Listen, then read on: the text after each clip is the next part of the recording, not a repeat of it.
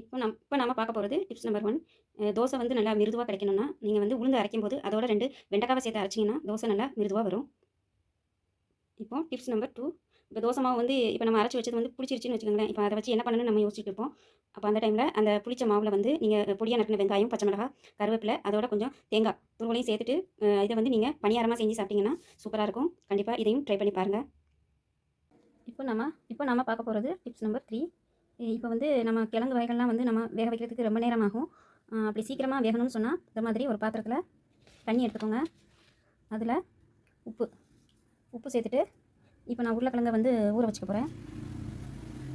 உருளைக்கிழங்கு இல்லைன்னா மரவள்ளி கிழங்கு, சக்கரவள்ளி கிழங்கு நீங்கள் எந்த கிழங்கு வகைகளை வேக வைக்கிறதா இருந்தாலும், இந்த மாதிரி உப்பு கலந்த தண்ணியில் ஒரு 10 நிமிஷம் நல்லா ஊற வச்சுட்டு, அதுக்கப்புறமா நீங்கள் வேக வச்சிங்கன்னா சீக்கிரமாக உங்களுக்கு வெந்துடும்.